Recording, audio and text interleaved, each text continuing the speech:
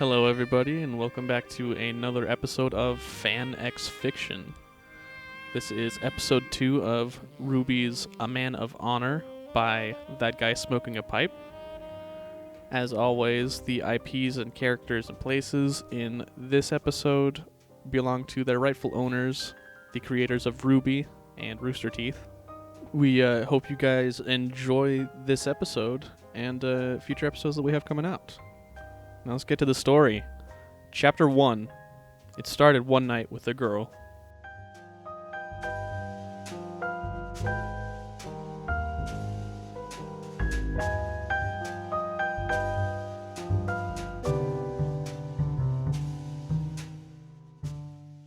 There are 3 sides to every story. Mine, yours, and the truth. Joe Messino. After I spilled the truth to Pyrrha like an idiot, I slept very uneasily. Cardin had apparently overheard my little outburst and had wasted no time in turning the truth into blackmail. The next day after breakfast, however, I soon discovered that was the least of my worries. The minute I stepped into Good Witch's class to get my ass publicly kicked, she called me out and told me to report to the headmaster's office. I should have known something was up. The way Pyrrha hadn't even looked at me that morning, I assumed she was just mad at me. Walking to take the elevator up to the tower, I felt like my feet were lead weights, and the elevator seemed so slow. When I got up there and entered his office, I had a moment where I thought it might not be serious. He sat behind his desk with a steaming cup of coffee next to him. He didn't look angry or threatening, so I had thought there had to be some other reason he suddenly called me up here. Good morning, Mr. Arc. Please take a seat. He told me, motioning to a chair. I sat myself down and tried to look like I wasn't sweating bullets. "Good morning, sir," I said, trying to be as casual as I could. Last night, Ms. Nikos came to me and suggested I take a closer look at your transcripts. He explained. I think you can guess what I found. It felt like I had just been struck by lightning. I wished I had been, so I wouldn't have to listen to the rest and watch as my dreams were slaughtered before my very eyes. I nodded, feeling dead inside. She explained everything to me. Ozpin continued on. Please do not be upset with her, Mr. Arc. She is only concerned with your well-being. The life of a huntsman is dangerous, and even learning here can be risky. I understand, I told him. I honestly wasn't mad at Pyrrha. She had every right to do what she did. I'll be gone before lunch. Not so fast, young man. I want to discuss your future. He said. What future? I asked him. You're expelling me, aren't you? Yes, I am, but I must admit, Mr. Arc, despite your false transcripts, you have managed to adapt yourself well. You survived initiation, and despite your lack of experience, you've managed to get through 2 months of classes with passable grades. He picked up his coffee cup and took a long sip, taking a long, hard look at me, sizing me up. I'm last in my combat class, I told him. Maybe, but worse have passed through these halls, Mr. Arc. You have potential, young man, and I'm not in the habit of letting potential go to waste. He explained to me, folding his hands. So you're not going to expel me? I asked him, feeling a glimmer of hope that I might be able to salvage this somehow and keep my dream alive.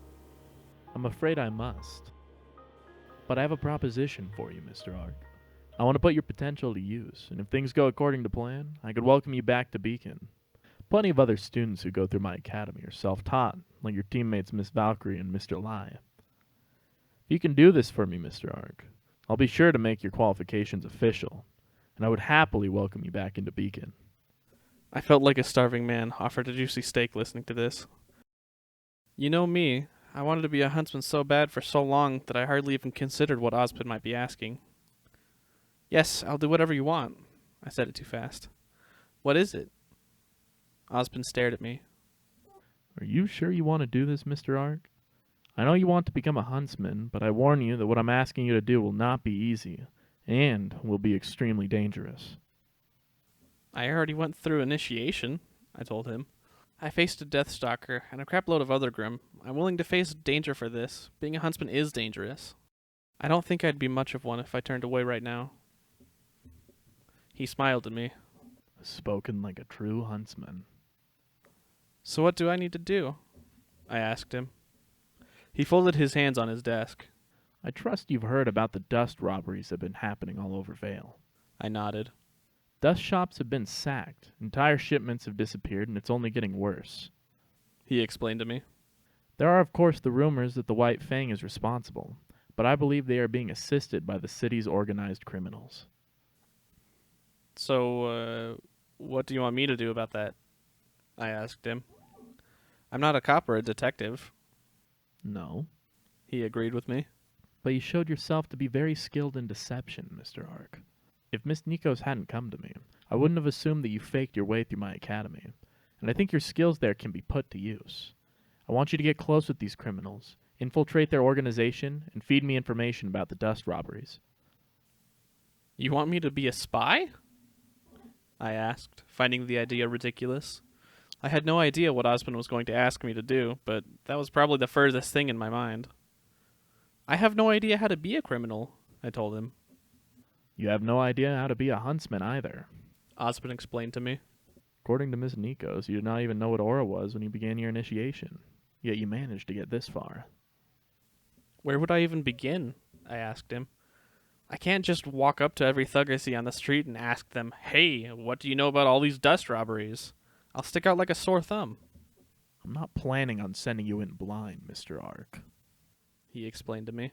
I happen to know of some legal businesses owned by some unsavory characters. You get a job and rub elbows with them. I can help you get set up in an apartment in one of the poor neighborhoods as well. I hope given time you can earn the trust of these criminals and provide valuable information for me. I nodded to him. Getting a job and pretending to be friendly with some crooks? It sounded easy. I was an idiot to think so, but I had no idea what I was in for. That moment, it sounded reasonable. If you don't think you can go through with this, Mr. Ark, now is the time to tell me, He said, giving me an out. If I could go back in time to that very moment, I don't think I'd change anything. I had no idea how much my life would change, how much I would change. But the way it all turned out, I'd do it all over again. I have my regrets, sure, but I'd go through those all over again too, just to end up here. I'll do it, I told him. I'm your guy. So that's how it all started. Ozpin explained a little more to me. He told me about the night he had met RWBY, about how she stopped a dust shop from getting robbed by Roman Torchwick and some hired muscle. Apparently, that hired muscle belonged to a guy called Junior. He was a boss for Mistral's crime syndicate, and that's where Ozpin wanted me to start. I packed up what I could while classes were still going, so I wouldn't need to face my friends and explain my situation to them.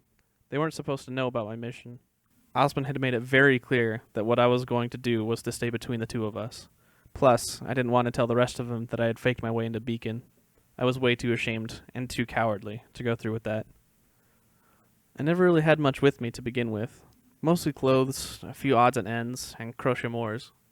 The minute I had seen Ozpin again, he handed me a list with a number of job openings that he believed could get me closer to the Mistral criminals who operated around town, as well as some suggestions for an apartment. I think you should leave that with me for safekeeping. Ozpin told me, taking a look at crochet mores on my hip. A distinctive blade like that would only lead to questions. But shouldn't I be armed if I'm going to be around a bunch of dangerous criminals? I asked him. I don't expect you to fight, Mr. Ark. Your job will be to collect information on illegal dealings, not to sword fight thieves. He explained to me. I'll keep it safe for you. I sighed, but relented. I handed the family sword over to him, and I truly felt like I was losing a part of myself. That humble little sword and shield wasn't much compared to the rest of the weapons I'd seen in Beacon Academy, but it was mine. It was a symbol of my family's legacy that I wanted to live up to.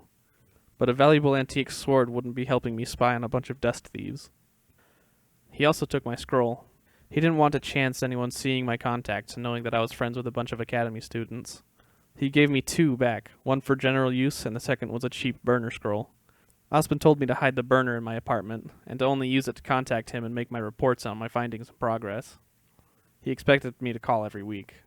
He also gave me a wad of cash to handle getting an apartment, and other necessities while I started out. So with a backpack full of clothes, 2 scrolls, and a wallet stuffed with Leanne, I caught the first bullhead into Vale. I really should have talked to my team. I should have at least swallowed my shame and self-pity enough to say goodbye to them.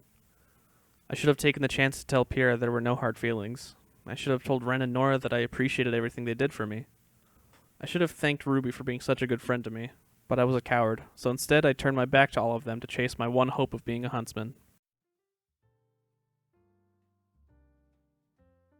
After spending the bullhead ride trying not to lose my breakfast, and re-downloading my favorite scroll games, I decided that I should probably start by finding a roof to go over my head.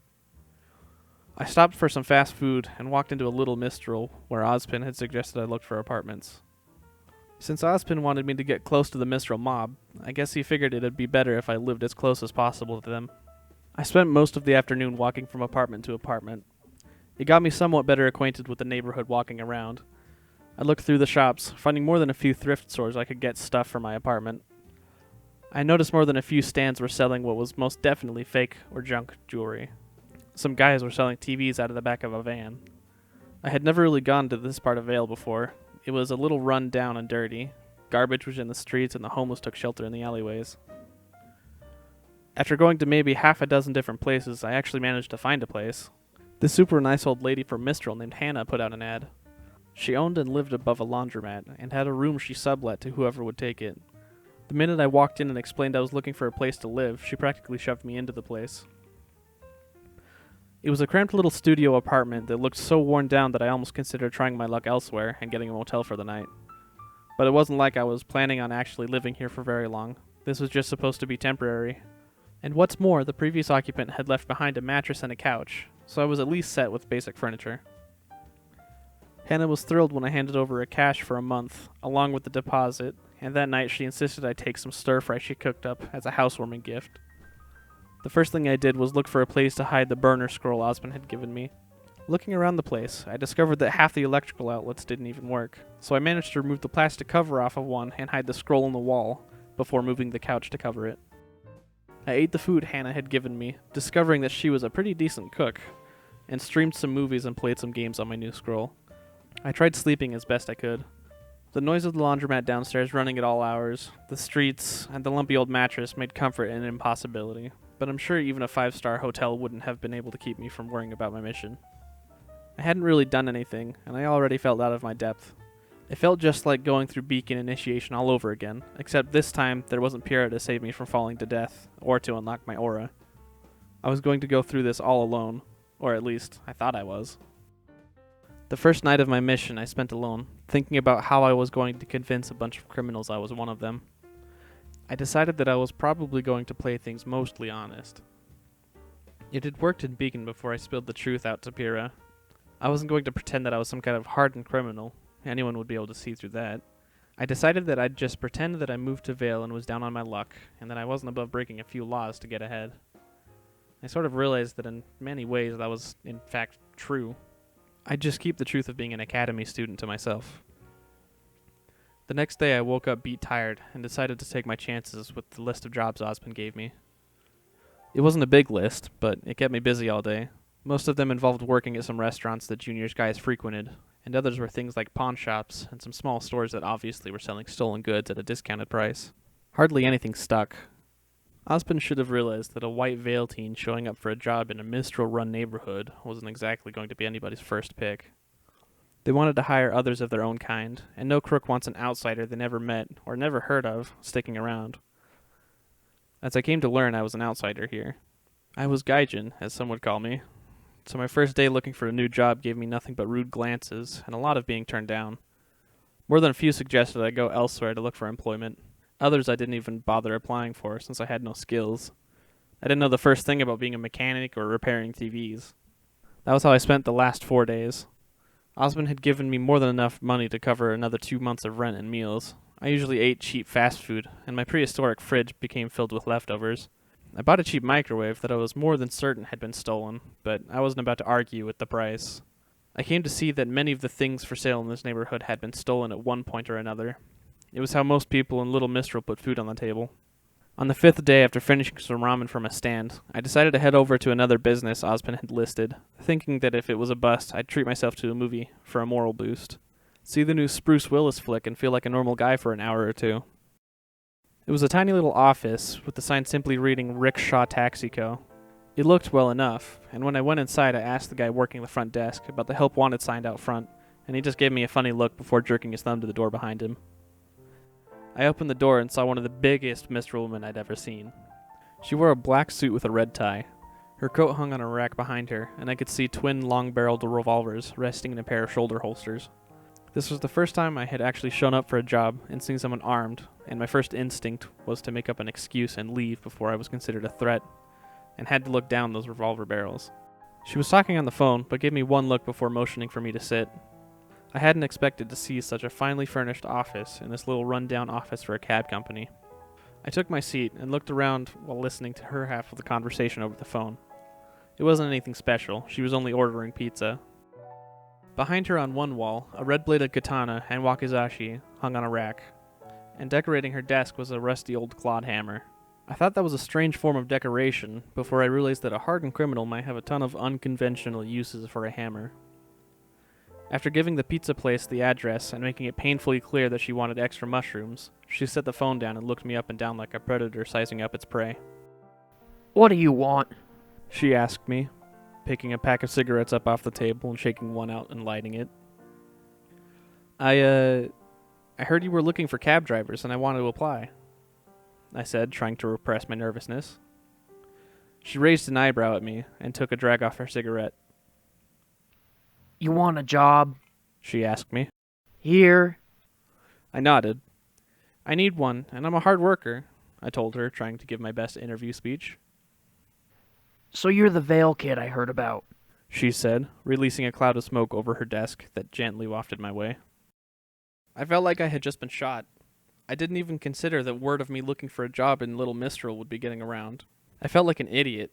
They were a group of organized criminals, and of course they would be talking about some Vale kid trying to find work in the wrong neighborhood. I didn't know I earned a reputation, I said way more calmly than I felt. Part of me still cannot believe that I kept my cool instead of booking it for the door. A white kid trying to find work in this neighborhood sticks out like a sore thumb, she told me with a grin. Why are you looking for work here? I live here, I told her. I was hoping to find a job that doesn't involve a large commute, especially since I don't have a car. How long have you been here? She asked me. Where did you move? Few days, I told her. I moved into a room above this laundromat on Cherry Street. Hannah's place? She asked me. That's the one, I said. You know Hannah? She nodded and flicked a bit of ash off her cigarette and into the tray. I'm acquainted with her. Why'd you rent a place in Little Mistral? I shrugged. The rent was cheap and I don't have a job yet, I told her. Plus, she didn't ask me to sign a lease and was willing to let me move in within the hour. I chuckled. Plus, it came with a bed. She chuckled a little at that. Driver's license? I pulled my wallet out and presented it to her. I'd gotten it last year on my 16th birthday, even though I didn't really have a car of my own. She gave it a little glance and handed it back to me. Are you willing to work nights? I'm desperate for a paycheck, so yeah, I told her. When can you start working? I'm desperate, remember? I can start whenever you want. Tonight? I nodded to her, and she reached her hand across the desk. I shook her hand and it was sealed. Jaune Arc, I introduced myself. Name's Oshi. I think I'm gonna give you a shot, kid, she said, giving my hand a tight squeeze. Welcome to the Rickshaw Taxi Company, she said, releasing my hand. Thank you, I said, flexing my fingers. Oushi had a grip that could rival Nora's. I was pleased that after several days of getting shut down, I finally had gotten my foot in the door for one of the jobs Ozpin wanted. But I realized then that I was also stepping foot into the lion's den. It really hit me there just how much danger I was potentially in. She must have noticed that my eyes glanced over her revolvers once more, and she laughed. Oh, don't worry about these, she said with a cocky grin. We occasionally get some rough customers around here. It's just to scare them. I nodded. I can imagine, I told her, burying my fears as she got me started. I had expected to fill out some paperwork, but instead she just took a copy of my license, and that was that. She had me download an app so I could begin picking up passengers, and showed me out back where the cabs were. They were classic yellow antiques. At first look, I had my doubts that they would even drive, and the interiors were hardly clean. If you need gas, take it to Tonin, she explained to me. He runs a station just down the road, you can't miss it. He also runs repairs, so if there's any problems, he'll put it on my tab. Anything else I should know? I asked, climbing into the driver's seat and taking a whiff of the interior. Years of smoking almost made me gag, and I wondered why anyone would even use this cab service. If someone with the diamond next to their names wants a ride, take it, she explained to me. Who are they? I asked her. Let's just say they're VIPs. Oh, she told me. Friends of the business that don't need to pay. Tonin is one, and we've got more. They're top priority, so drop whatever you're doing and pick them up. Be nice, and they might tip you. With that, I started the cab up and began my first shift driving cabs for Oushi. After getting used to the stale stench of tobacco, I set my scroll up and picked up my first customer. It was just some guys wanting to head to the bar for some after-work drinks. For the most part, my first night continued on just like that, staring at my scroll screen and driving around people wanting a cheap and easy ride home or to a bar or someplace. Most of my business stayed in Little Mistral, but now and then I'd get a call someplace downtown or elsewhere.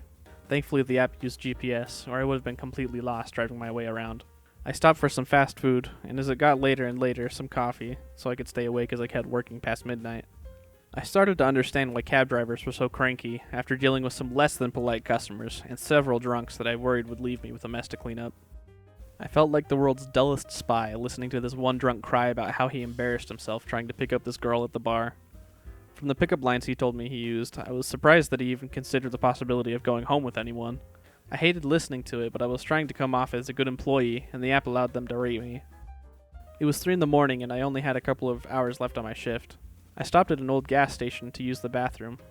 The coffee had gone straight through me, and I was desperate for a chance to stretch my legs. When I got back, I checked my scroll and saw I had another pickup. A diamond next to the name showed me that it was a VIP pickup.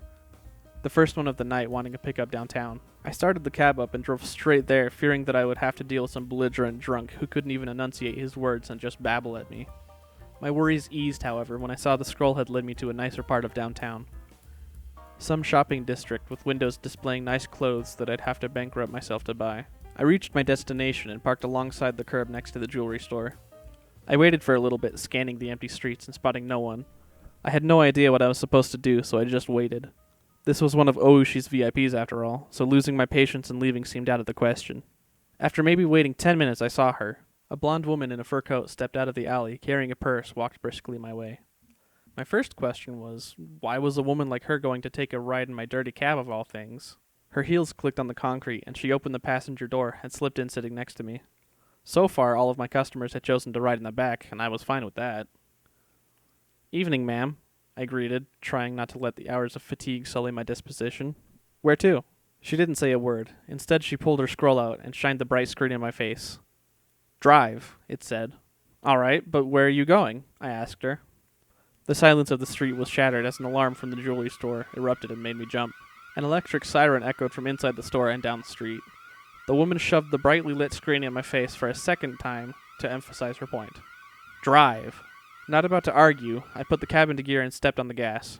The taxi went flying down the street. The light had turned red, and before I could even consider stopping, the woman next to me flashed her scroll right in my face. "Run it," she ordered. I didn't protest and did just that, flying straight through the intersection, dodging a few cars as I violated numerous traffic laws. I was hoping that would be the end of it, but I was not that lucky. The sound of a siren and flashing lights behind me made my heart skip a beat. What would Oushi do if I was arrested? What would Ozpin do? I had no idea what to expect should I get put into cuffs. "Lose them," the message on the screen flashed to me again, and I took a breath. This was what I had signed up for after all. I turned down the street, earning a few angry beeps from other drivers. Behind me, what little late-night traffic cleared out of the path of the cop that chased me. I had no idea what I would do if they caught up. I wasn't exactly a great driver. I had only been pretty good at following the rules of the road so far. I tried the best I could, weaving in and out of traffic, and going down roads at random, fearing that I would crash. I kept my foot on the gas and tried to stay at a fast but manageable speed.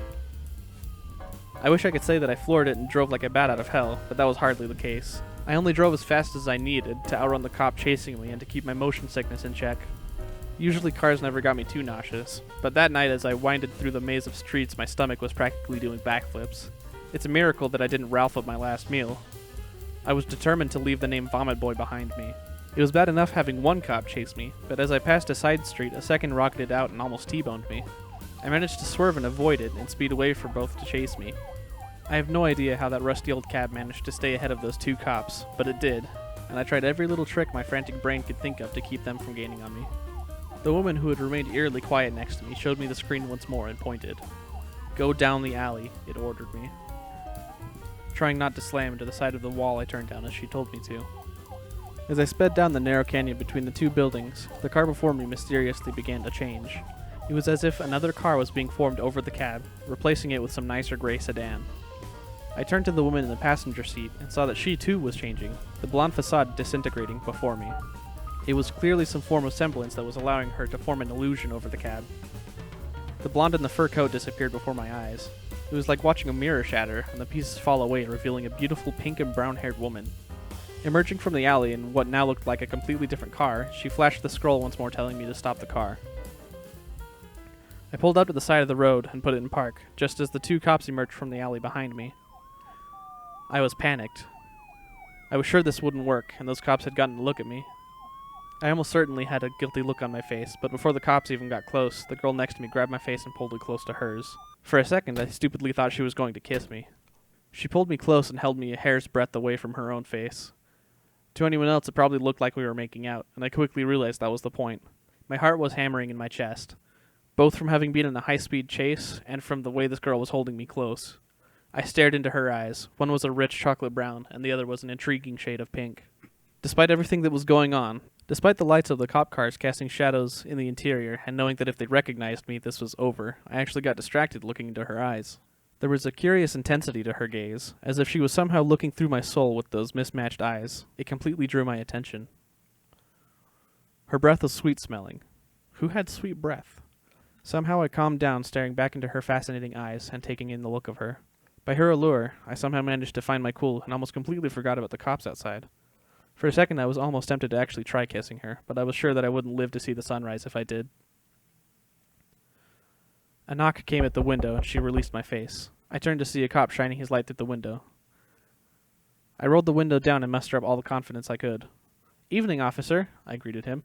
"Evening, sir," he said in that firm tone of authority that all cops use. "Did you happen to see a yellow cab speeding down this road?" No," I answered him. "I was a little busy," I answered him, flashing him a cocky smile. "Did you see anything, ma'am?" he asked, pointing the light at my passenger. She only shook her head at the cop, keeping a hand on my shoulder in a way that I found both comforting and threatening, as if one wrong move and she would open my throat with her nails. "She doesn't really speak," I told the officer as he gave her a look. "Why not?" "I didn't ask," I said with a chuckle. "We weren't exactly interested too much in talking, if you know what I mean." The girl flashed the cop a sinful little smirk as if to confirm my boast. He gave the both of us another look before giving a nod.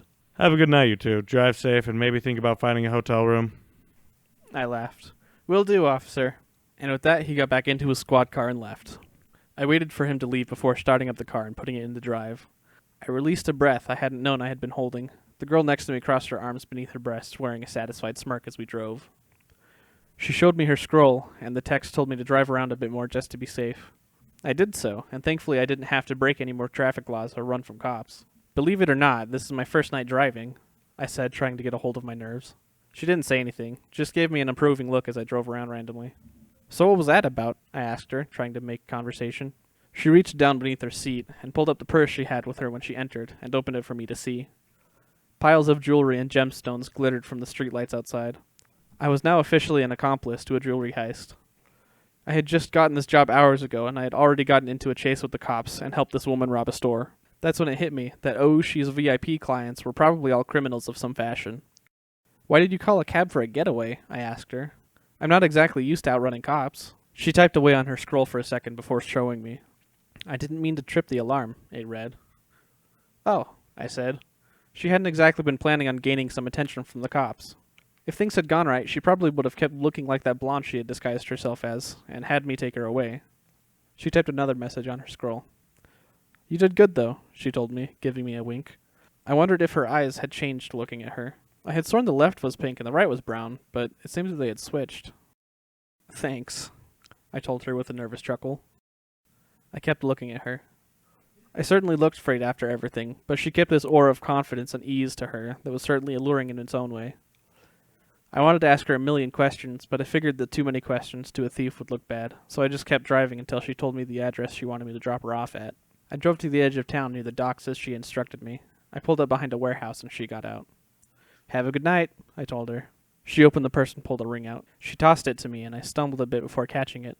She gave me another wink before closing the door and walking off. She opened a parasol, and I watched her walk away, watching the enticing way her hips swayed and the way the wind fluttered her hair and coat tails. Once she disappeared into the warehouse, I drove away. The sun was rising over Vale, and my first shift driving this rusty old cab was over. It hadn't gone anything like I had expected. I looked at the ring she had tipped me while I waited at a red light. The price tag said it was worth over 20 grand, and considering the size of that rock on the platinum band, I believed it. I checked my scroll for that girl's name. Neo, it read. I couldn't believe that after one night ferrying drunks around town, it ended up with me helping a beautiful woman rob a jewelry store, and I held in my hand more money than I could hope to make in a year. Meeting Neo was where it all began changing for me. That night, I got my first real taste of crime. It wasn't what I expected, but I actually liked it. I had been terrified, sure, but driving back to Oushi's, I couldn't deny the high all that excitement had left me with. I didn't know it then, but I was about to get very familiar with that feeling.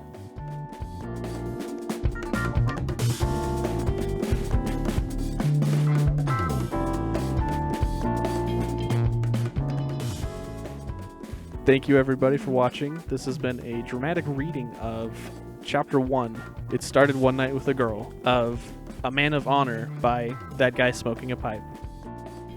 We hope to see you again next week, or in the next episode, whichever comes first.